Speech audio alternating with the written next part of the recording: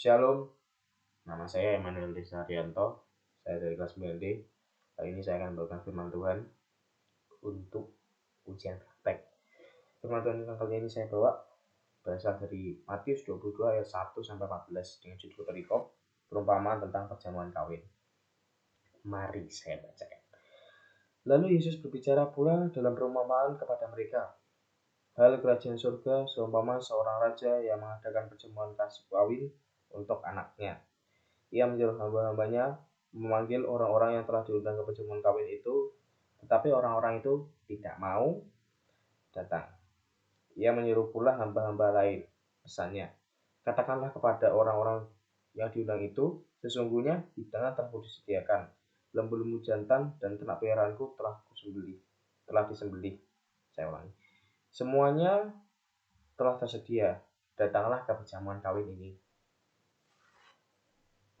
Tetapi orang-orang yang diundang itu tidak mengindahkannya.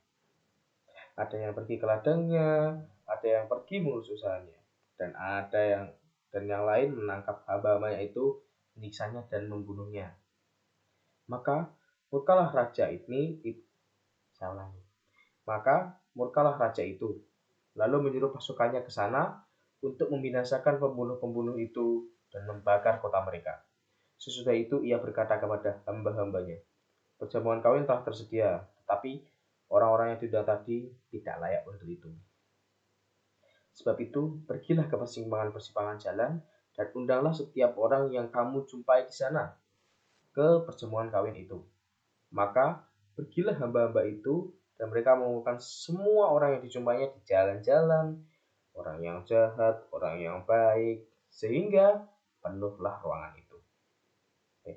Saya ulangi. Penuhlah ruangan perjamuan kawin itu dengan tamu. Maaf ya.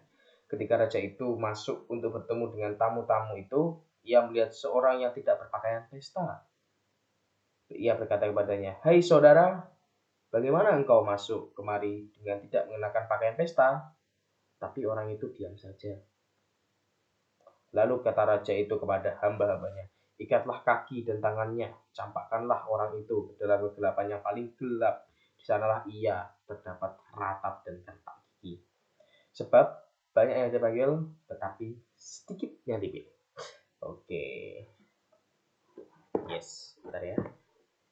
Dan ayat yang akan kita pelajari pada kesempatan kali ini adalah ayat 14. Perkenalkan saya beri judul sedikit yang dipilih. Saya ambil contoh. Pada zaman dahulu, ketika seorang ibu ingin menanak nasi, biasanya sebelum beras itu dicuci akan ditaruh pada tampah. Tampah itu bunderan besar, ya. Sebenarnya kayak mangkok, tapi nggak kayak mangkok juga. Gitu.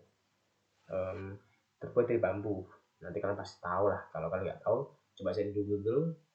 Dan cara penggunaannya itu biasanya di set. Nanti retakan bakal jatuh dan yang utuh tetap di atas kan. Saya lanjutkan lagi ya.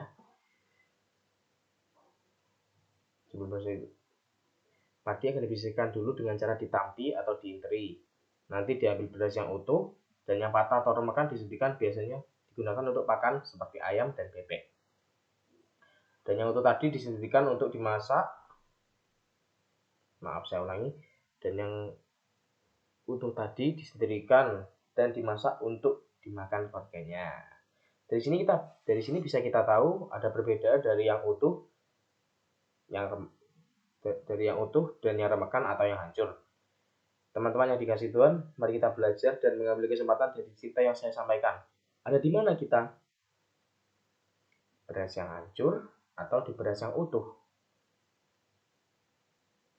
Kalau kita tidak menurut orang tua, guru, terutama Tuhan, pasti hidup kita akan hancur. Tetapi kalau kita mau patuh, mau menghargai orang tua, guru daripada Tuhan, maka hidup kita tidak akan hancur.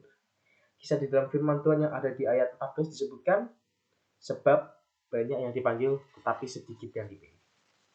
Maksudnya, kalau kita semasa muda ini kuat menjalani kehidupan, contohnya rajin belajar, membantu orang tua, bersosialisasi dengan teman-teman, dan bergaul dengan baik, kita akan diselamatkan.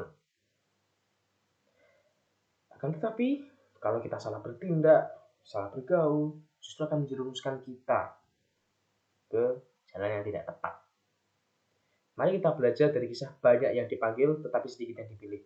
Kita harus selalu bertakwa kepada Tuhan, beriman kepada Tuhan Yesus Kristus, agar kita termasuk orang-orang atau anak-anak yang dipilih oleh Tuhan. Contohnya, jadi pemimpin pujian, bermain musik, dan masih banyak hal baik yang dapat kita lakukan demikian. Hal baik yang dapat kita lakukan. Demikian firman Tuhan yang saya bawakan pada hari ini. Kita semua diingatkan supaya kita tetap kuat, rajin ke gereja dan belajar melayani agar kita menjadi orang yang termasuk yang sedikit yang dipilih tadi. Amin. Terima kasih. Maaf bila ada kesalahan kata dan sedikit patah-patah. Saya masih belajar juga. Karena saya masih belajar. Enggak gitu juga sih. Semua pasti orang bisa. Saya mau belajar dan saya tahu kesalahan saya di mana. Demikian. Shalom.